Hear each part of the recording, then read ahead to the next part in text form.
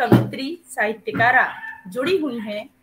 वे गुड़गांव की पावन धरती से आती हैं। ये एक लेखिका है। बेहतरीन सशक्त लेखनी के लिए ये प्रचलित है।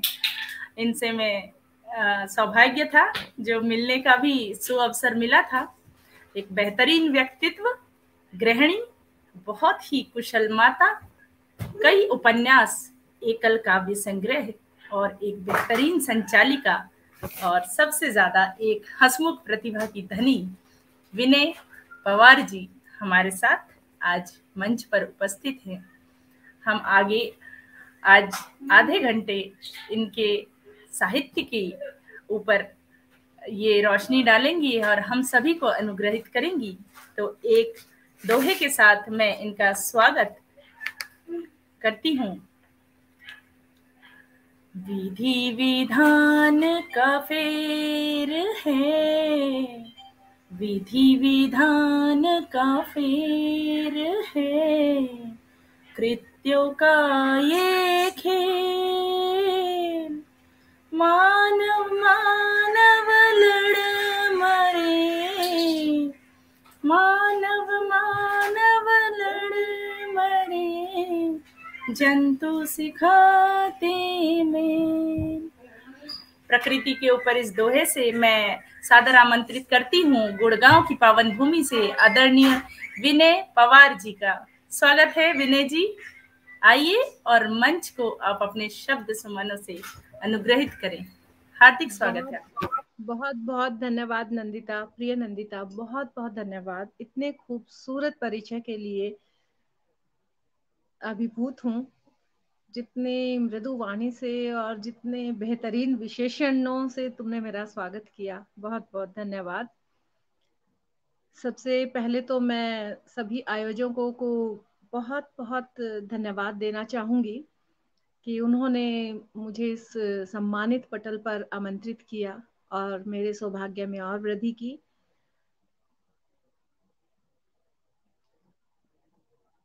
यहाँ पर अभी मौजूद है हमारे साहित्य के शिखर पुरुष आदरणीय हरीश नवल जी। मेरा कोटि कोटि प्रणाम आदरणीय, आपके चरणों में आपका आशीर्वाद बना रहे। आपका आशीर्वाद बहुत ही सौभाग्य से मिलता है और यकीनन मैं इस वक्त बहुत ही सौभाग्यशाली महसूस कर रही हूँ। साथ ही आदरणीय नरेश जोशी जी, डॉक्टर नीलम वर्मा, प्रबंध निदेशक आभा चौधरी जी और सह निदेशक आदरणीय नीता जोशी जी के साथ नंदिता, आपका भी हार्दिक अभिनंदन और मेरे समस्त दर्शकों और श्रोताओं का भी बहुत बहुत स्वागत और अभिनंदन। अधिक वक्त ना लेते हुए मैं काव्य पाठ की तरफ बढ़ूंगी। स्वागत है। एक शुरू में एक छोटा सा, बहुत ही थोड़ी गमगीन सी रचना है लेकिन कड़वी सच्चाई है। कल ही हमने एक भारत रत्न को खोया है, या मैं कहना चाहूंगी एक भारत रत्न अमर हो गया है जी। वो हमेशा हमारे दिलों में है, रहेंगी, अपनी आवाज से हमारे मन में बसी रहेंगी, हमारे कानों में आनंद घोलती रहेंगी। मैं जानती हूँ इस चीज को, ये कड़वी सच्चाई है। एक न एक दिन हमें इसे अंगीकार करना ही पड़ता है। तो कभी मेरी एक प्रिय सखी का फेसबुक पर अचानक ऐसे ही एक्सीडेंट में जाना हुआ था, तब मैंने पंक्तियां लिखी थी जो आज मुझे याद आई। तो सबसे पहले मैं वही प्रस्तुत करना चाहूंगी कि मौत नाम है मेरा, जब भी मैं आती हूँ आहट करती हूँ। मौत नाम है मेरा, जब भी मैं आती हूँ आहट करती हूँ। स्वप्न में या फिर बहाने से इशारा भी दे देती हूँ, स्वप्न में या फिर बहाने से इशारा भी दे देती हूँ। नादान बन जाते हो तुम सुनकर भी मेरी सदा, नादान बन जाते हो तुम सुनकर भी मेरी सदा। अनसुना कर देते हो, सोचते हो शायद नहीं सुनोगे तो मैं लौट जाऊंगी, सोचते हो शायद नहीं सुनोगे मेरी आहट तो मैं लौट जाऊंगी, वापस चली जाऊंगी। अरे नादान, कब तक यूं अनजान बने रहोगे, कब तक मुंह घुमाओगे, कब तक अनजान बने रहोगे, कब तक मुंह घुमाओगे।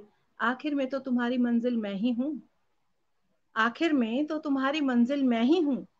क्यों नहीं मुझे मुस्कुरा कर स्वागत करते हो तुम, क्यों नहीं मुस्कुरा कर मेरा स्वागत करते हो तुम।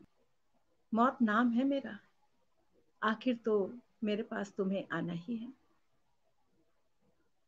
बहुत व्यथित मन से मैंने पंक्तियां लिखी थी कि बहुत अपनी। सुंदर पंक्तियां दीदी, यथार्थ सच्चाई बयां की है आपने, और इसमें आपका दर्द जो है वो साफ झलक रहा है। मेरा मानना है नंदिता कि हम आए हैं तो हमें जाना भी है। अमर यहाँ कोई नहीं है। अमर होते हैं हमारे किए हुए काम या हमारी कर्म हमारे। पहचान जो बनती है जी। वो अमर हो सकती है। जैसे लता ताई ने अपनी पहचान छोड़ी है। शरीर तो हम्म। कभी अमर होता नहीं ना, तो क्यों इससे इतना प्रेम करना, क्यों इससे इतना मोह बांधना। जी, उन्होंने अपने एक गाने में भी उन्होंने कहा था कि मेरी आवाज ही पहचान आवाज है, ही पहचान है। और ये सच्चाई है कि वो सदा के लिए आवाजों में बसी रहेंगी। सिर्फ शरीर जो है उनका अभी गोलोक में है। अब और मैं थोड़ा सा क्या? मूड चेंज जी। करते हुए आती हूँ जी, कि स्वागत है। अक्सर लम्हे लिखती हूँ, कब किस लम्हे में कब क्या कुछ लिखा जाए मुझे खुद नहीं पता रहता। मैं इसे ईश्वर की कृपा मानती हूँ कि अगर मेरी कलम से कुछ शब्द उभर कर आते हैं तो अन्यथा मैं नहीं कह सकती कि मैं लेखिका हूँ। मैं कभी नहीं मानती। बहुत कुछ सीखना बाकी है, अभी बहुत कुछ सीखना बाकी है। तो जब लम्हे लिखती हूँ तो उनमें अधिकतर इश्क लिखा जाता है, प्रेम लिखा जाता है। हालांकि हर भाव पर मैंने अपने शब्दों को उकेरने की कोशिश की है।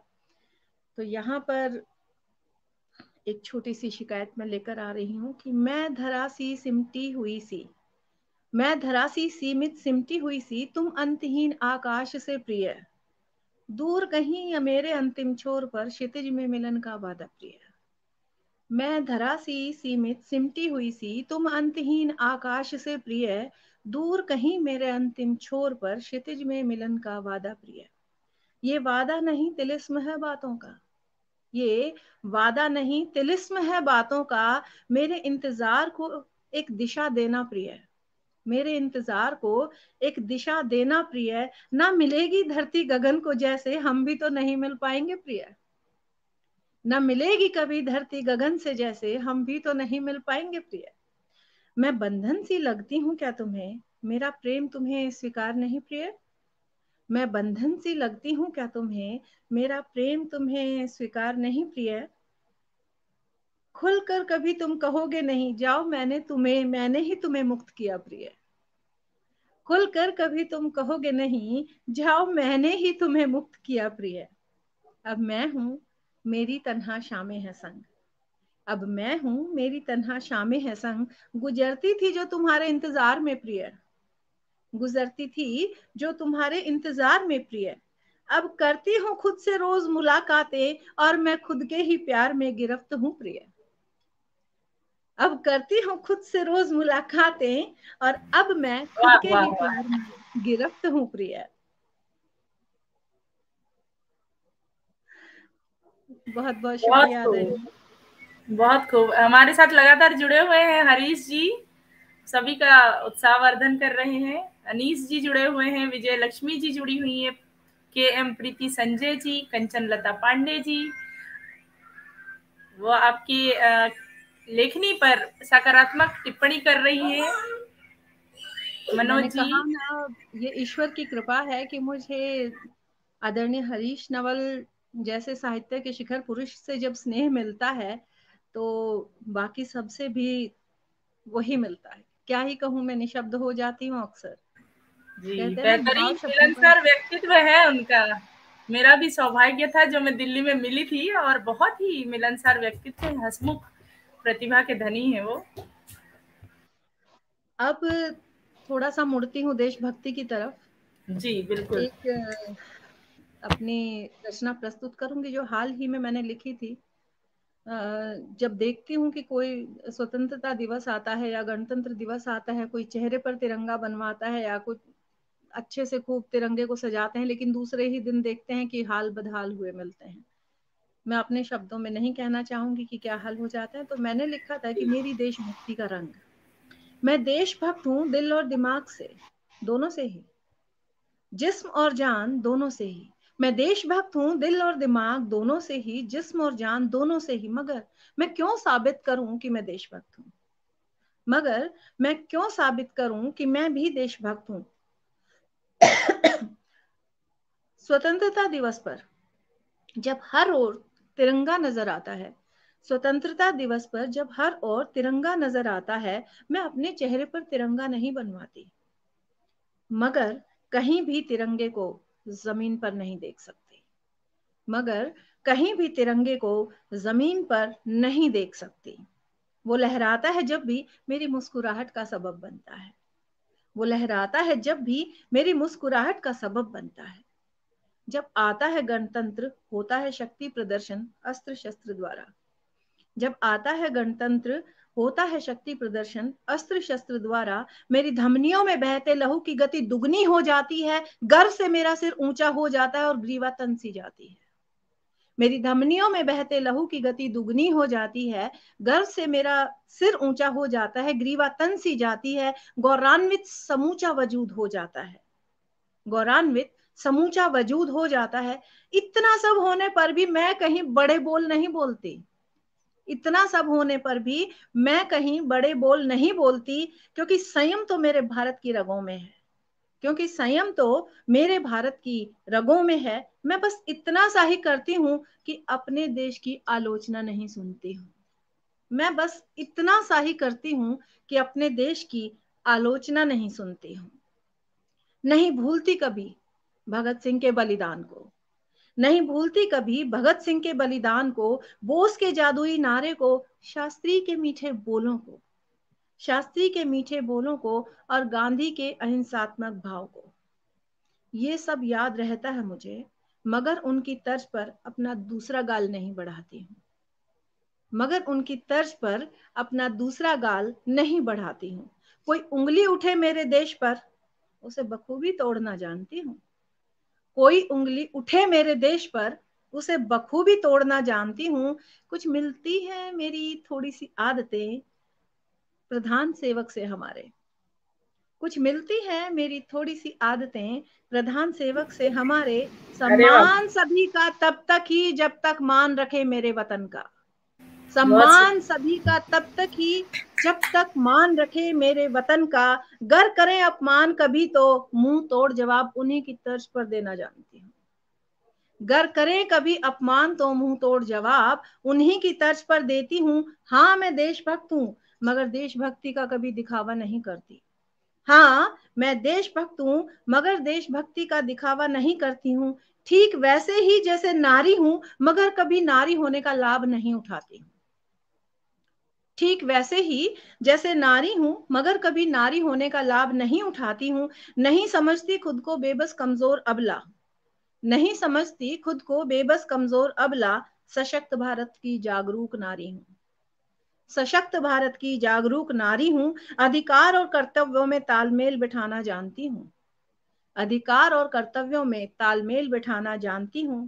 बहुत ही प्रेमिल हृदय है मेरा, बहुत ही प्रेमिल हृदय है मेरा, मगर मेरा पहला प्रेम मेरा देश ही है मेरा, मगर मेरा पहला प्रेम मेरा देश ही है मेरा। हाँ मैं देशभक्त हूँ, मगर क्यों साबित करूं कि मैं भी देशभक्त हूँ, मगर क्यों साबित करूं कि मैं भी देशभक्त हूँ। वाह, बहुत सुंदर,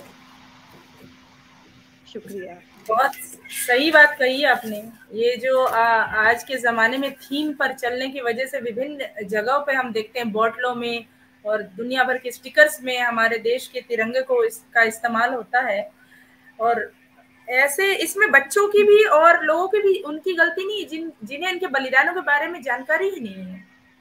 जानकारी ना होना कि कितने हमारे अंदर वो भाव है, हमारे माता पिता ने वो भाव डाले हैं, बताया है हमें बलिदानों के बारे में, तो हमें पता है कैसे हमने आजादी पाई है। इस तिरंगे को उस जगह पर पहुंचाने के लिए कितने लोगों के लहू का बलिदान दिया गया है। तो बहुत सही, बहुत सुंदर कविता आपकी, और देशभक्ति भाव है, दिखावे की चीज तो बिल्कुल नहीं है। बहुत ये सही कहा। एक जज्बा है जो जिया जाता है, ये कोई जी जी, दिखाने की बिल्कुल वस्तु नहीं होती है। बिल्कुल बिल्कुल सहमत हूँ आपसे। ये दिखावे और शो ऑफ की चीज है ही नहीं। शुक्रिया। मैं सभी के कमेंट मेरे सामने आए एक झलक की तरह, लेकिन मैं उन्हें पढ़ नहीं पाई। मैं सभी का हार्दिक अभिनंदन पल्लवी करती हूँ। नौटियाल जी जुड़ी हुई हैं और बहुत सुंदर कमेंट कर रहे हैं सभी। विजय लक्ष्मी जी, सभी जुड़े हुए हैं। अब आगे आप क्या किस मोड़ पे ले जा रही हैं अब देशभक्ति से? अब अब बढ़ते हैं स्त्री पुरुष विमर्श पर। अच्छा, वाह। ये अगर इस रचना को हम एक ही उसमें सुनाऊंगी मैं निरंतर, तो ये बहुत लंबी हो जाएगी, इसलिए मैंने इसको दो भागों में विभक्त किया है। अच्छा, तो दोनों ही भाग सुनाऊंगी बारी बारी से। चलिए, तो बड़ा इसकी मनोरंजक मोड़ है। इसका शीर्षक स्वागत है। है, इसे फितरत कहूं या कुछ और। इसे फितरत कहूं या कुछ और। मेरी लहरों सी लहराती जुल्फों में वो उलझ कर रह गया था। मेरी लहरों सी लहराती जुल्फों में वो उलझ कर रह गया था। पता नहीं उसने कभी चाहा या नहीं, मगर खुद को छुड़ा न पाया था। पता नहीं उसने कभी चाहा या नहीं, मगर खुद को छुड़ा नहीं पाया था। अब उसने मुझसे मेरे बाल बांधने को कहा। अब उसने मुझसे मेरे बाल बांधने को कहा, जबकि वो जानता था मुझे बंधे बाल अच्छे नहीं लगते। जबकि वो जानता था मुझे बंधे बाल अच्छे नहीं लगते। मैंने कहा, तुम जानते तो हो मुझे बंधे बाल अच्छे नहीं लगते। उसने कहा, मैं तो उलझा हूं इनमें, कोई और उलझ गया तो। उसने कहा, मैं तो उलझा हूं इनमें, कोई और उलझ गया तो। बस इतना ही तो कहा है कि चोटी बनाकर रखा करो। बस इतना ही तो कहा है कि चोटी बनाकर रखा करो। पता नहीं ये उसका प्यार था या असुरक्षा की भावना। पता नहीं ये उसका प्यार था या असुरक्षा की भावना थी। मैंने बस इतना ही कहा, तुम मेरे बालों में उलझे जो, क्या यहीं उलझे रहोगे? कैसे भरोसा करूं मैं दोबारा कहीं नहीं उलझोगे? कैसे भरोसा करूं मैं दोबारा कहीं नहीं उलझोगे? मेरे एक चोटी बनाने से पुरुष मन की उलझन कैसे दूर हो? मेरे एक चोटी बनाने से पुरुष मन की उलझन कैसे दूर हो? स्वयं पवन का प्रतिनिधित्व करते हो, धरा पर सवाल खड़ा करते हो। स्वयं पवन का प्रतिनिधित्व करके धरा पर सवाल खड़ा करते हो। मुझे हंसी आ गई उसकी नासमझी पर, पुरुष मन को भला कौन समझ पाया है? मुझे हंसी आ गई उसकी नासमझी पर, पुरुष मन को भला कौन समझ पाया है? कभी उलझा खुली जुल्फों में, कभी सूरत पर अटका है। कहीं मरता किसी की फिगर पर, तो कहीं गुणों का बखान करता है। कहीं मरता किसी की फिगर पर, तो कहीं गुणों का बखान करता है। कभी खुद से आधी उम्र पर अटका, तो कभी दुगनी उम्र की भाई है। कभी लुभाई उसे दूध सी रंगत को भी, तो कभी श्यामल रंग ने मोहा है। कभी लुभाई उसे दूध सी रंगत, तो कभी श्यामल रंग ने मोहा है। खुद का चरित्र काबू में नहीं, लगाम स्त्री की कसता है। खुद का चरित्र काबू में नहीं, लगाम स्त्री की कसता है। वो नहीं समझता ये बात, जिसे जाना हो उसे भला कौन रोक पाया है। वो नहीं समझता ये बात, जिसे जाना हो उसे भला कौन रोक पाया है। वो खुद को रोक पाया क्या कभी? एक से बंद कर रह पाया क्या कभी? ये दुनिया तो वो आईना है, सामने वाले में सभी को अपना चरित्र नजर आया है। ये दुनिया तो वो आईना है, सामने वाले में सभी को अपना चरित्र नजर आया है। करी जब गणित की जमा घटा मैंने, तो परिणाम बस यही निकला है। करी जब गणित की जमा घटा मैंने, तो परिणाम बस यही निकला है। फिसलना हो जिसको, उसके लिए सामने महज एक स्त्री का होना काफी है। फिसलना हो जिसे, उसके लिए सामने महज एक स्त्री का होना काफी है। बस एक स्त्री का होना काफी है। ये था पहला भाग, जहां पर एक बाल बांधने के लिए कहा गया, तो पूरा बबाल बनाया गया उसका। वाह, और अब इस बहुत सुंदर आपने जो दर्शाया है, ये यथार्थ है, सही बात है, लेकिन ये है, सच्चाई है मुझे ये। मुझे लगता है कि दूसरा और भाग कहीं ना कहीं इस बात ज्यादा को सच्चाई के अगर करीब है। पुरुष के नजरिए से अगर देखेंगे ना, तो ये बात लोग हास्य में ही लेते हैं। इस तरीका का जो नेचर होता है पुरुषों का, कि फिसल जा रहे हैं कभी। अधिकतर जो जिन बातों का जवाब नहीं होता ना, उन्हें स्त्री हो या पुरुष उसे हास्य में उड़ा देते हैं, जिनका हाँ, जवाब नहीं। जिसका हाँ। जवाब नहीं होता। अब सही इसका है। भाग दो है कि इसे फितरत कहूं या कुछ और। कहकर स्वागत। मन की बातें मैं खामोश हो गई। कहकर मन की बातें मैं खामोश हो गई। ठहरा मवाद जो बहा बहुत हल्की हो गई। सुनकर मेरी कटीली बातें वो कुछ पल तो खामोश रहा। सुनकर मेरी कटीली बातें वो कुछ पल तो खामोश रहा। कुछ सोचकर जो उसने मुंह खोला, हतप्रभ मुझे भी कर गया। कुछ सोचकर जो उसने मुंह खोला, हतप्रभ मुझे ही कर गया। जरा बाल ही तो बांधने को कहा, तुमने तो महाभारत रच डाला। जरा बाल ही तो बांधने को कहा, तुमने तो महाभारत रच डाला। जरा सी बात थी ये बखिया पुरुष चरित्र का उधेड़ डाला। जरा सी बात थी यह बखिया पुरुष चरित्र का उधेड़ डाला। मैंने क्या कभी गिला किया जो तुमने मुझसे बदलने को कहा। मैंने क्या कभी गिला किया जो तुमने मुझसे बदलने को कहा। कभी सफाचट मैंने रखी तो कभी रखी मूछें, तो कभी दाढ़ी का भी सो स्टाइल बदला। कभी सफाचट तो कभी मूछें, दाढ़ी का भी सो स्टाइल बदला। माना तुम्हारी बात को अक्सर तवज्जो नहीं देता, मगर बखिया तुम्हारे चरित्र की भी नहीं उधेड़ता। माना अक्सर तुम्हारी बात को तवज्जो नहीं देता, मगर बखिया तुम्हारे चरित्र की भी नहीं उधेड़ता। बस कह देती मुझे बाल नहीं बांधने, बस कह देती मुझे बाल नहीं बांधने। तुमने तो दे दिया सारी पुरुष प्रजाति को धता। तुमने तो दे दिया सारी पुरुष प्रजाति को धता। उसने बड़ी शालीनता से ये बात कही, सुनकर जरा सी मैं भी शांत हो गई। उसने बड़ी शालीनता से ये बात कही, सुनकर जरा सी मैं भी शांत हुई। ये स्त्री पुरुष की विमर्श की बातें सभी ने अपने अपने हक में इस्तेमाल की। ये स्त्री पुरुष विमर्श की बातें सभी ने अपने अपने हक में इस्तेमाल की। जो उलझा इन बातों में, गृहस्थी उसकी समझो स्वाहा ही हुई। जो उलझा इन बातों में, गृहस्थी उसकी समझो स्वाहा ही हुई। कहो इसे प्रेम या समझौता, या कह लो समर्पण। कहो इसे प्रेम या समझौता, या कह लो समर्पण। दोनों पक्षों को ही कुछ तो अपनी मनचाही छोड़नी ही पड़ी।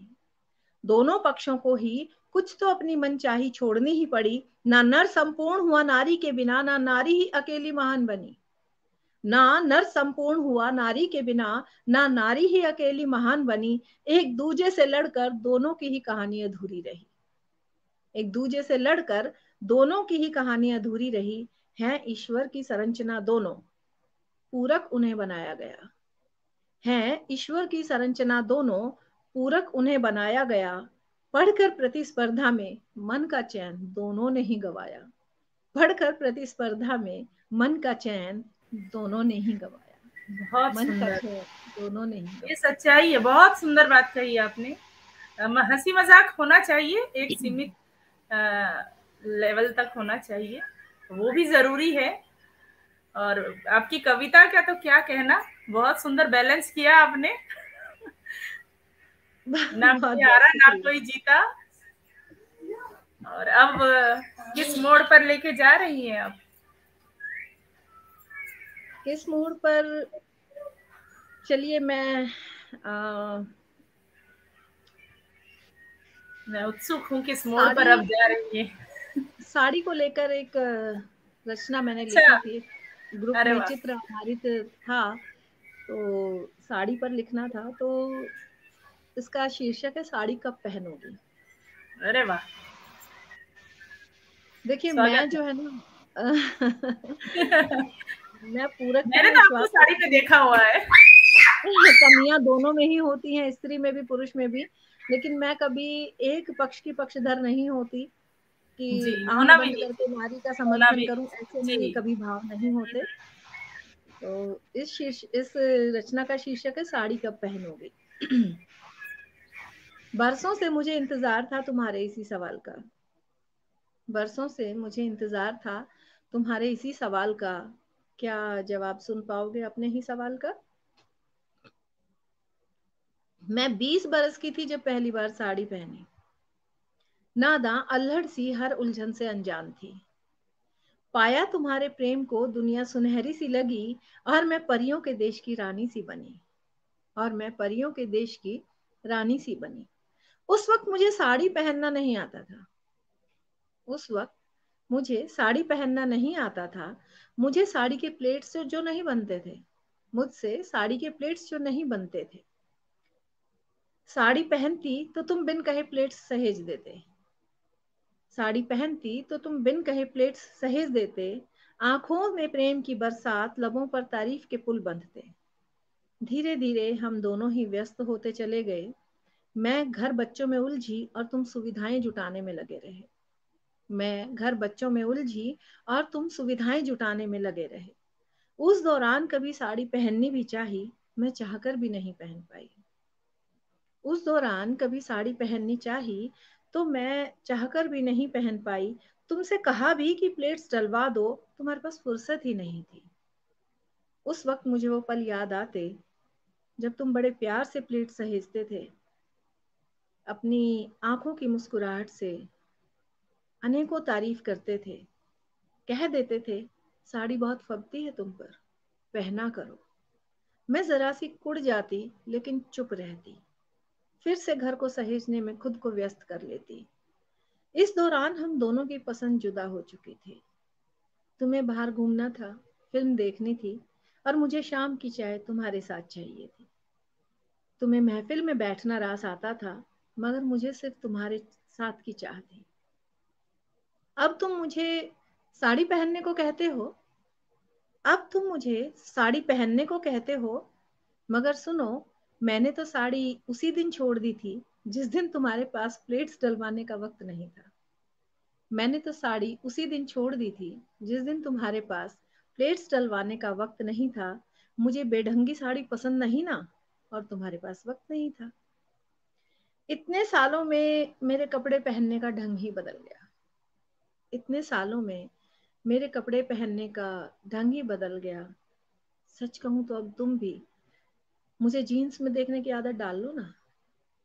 सच कहूं तो अब तुम भी मुझे जीन्स में देखने की आदत डाल लो ना।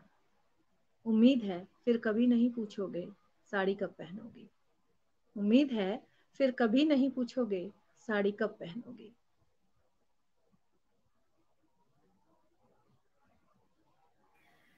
वाह, आपकी सशक्त लेखनी का क्या कहना। बहुत सुंदर कविताएं। और आपकी जितनी भी आपने कविताएं लिखी हैं, जो भी आपने यहाँ पढ़ा, वो सब कहीं ना कहीं हम सभी रिलेट कर सकते हैं उससे। हम सब के मन की बात आपने कागज पर उकेर दी है। बहुत तभी मेरी टैगलाइन रहती है कि दिल से बस यूं ही। बहुत सुंदर रचनाएं, विभिन्न प्रकार की आपकी सारी कविताएं, एक दूसरे से बिल्कुल अलग। और ये समय कैसे बीत गया, ये बिल्कुल इसका अंदाजा ही नहीं लगा। आधे घंटे का समय ऐसा लग रहा था सुनते ही जाएं, अब और कौन से मोड़ पे जाना है।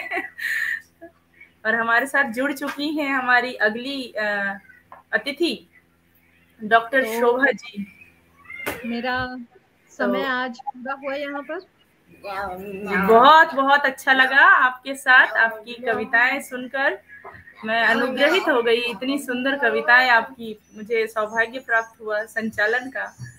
और आपका बहुत बहुत सानिध्य और आपका शुक्रिया आशीर्वाद बना नंदिता। रहे, यही कामना करती और हूँ। जाने से पहले बहुत बहुत धन्यवाद दूंगी पुनः आदरणीय चंद्रा जी को कि सम्मानित पटल के योग्य मुझे समझा और मुझे यहाँ स्थान दिया। अध्यक्ष आदरणीय हरीश नवल जी का कि उनका आशीर्वाद निरंतर मुझ पर बरस रहा है और अनुग्रहित हूँ। बहुत बहुत धन्यवाद इस पटल का। जाते जाते बस 2 लाइनें कहूंगी कि जी, उसने एक पल स्वागत को है। देखा और सोच कर कहा, बिखरी सी दिखती हो, मदमाती सी चलती हो, अल्हड़ सा अंदाज है, बड़े गर्व में रहती हो। बिखरी सी दिखती हो, मदमाती सी चलती हो, अल्हड़ सा अंदाज है, बड़े गर्व में रहती हो। हमने भी कह ही दिया, खुशबू हूँ भीनी सी, हर सू महकती हूँ, सांसों को महकाती हुई फिजाओं में रहती हूँ। किसी नशे की चाह नहीं, अपनी ही धुन में खोई हूँ। सहेज रखा बचपना, हर पल खिलखिलाती हूँ। बेबाकी है मुझ में, यकीनन गर्विता हूँ। आत्ममुग्धा हूँ जरा सी, इसे अभिमान नहीं समझना। नहीं चलती किसी लकीर पर, अपनी राह खुद बनाती हूँ। नहीं चलती किसी लकीर पर, अपनी राह खुद बनाती हूँ। हाँ, बहुत मैं सुंदर। विनय हूँ, मैं बदतमीज नहीं, बस जरा सी बेबाक हूँ। हाँ, मैं विनय हूँ, मैं बदतमीज नहीं, बस जरा सी बेबाक हूँ। बहुत शुक्रिया। सुंदर। और आज के कार्यक्रम का बहुत ही सुंदर आगाज हुआ है। आगे कविताएं और भी बहुत अच्छी अच्छी विदुषी साहित्यकारा से मेरा साक्षात्कार होने वाला है। और यकीनन। विनय जी, आपका बहुत बहुत धन्यवाद।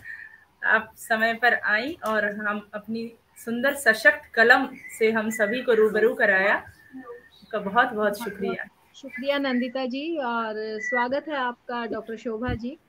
अब ये पटल आपके हवाले सौंप कर मैं विदा लेती हूँ।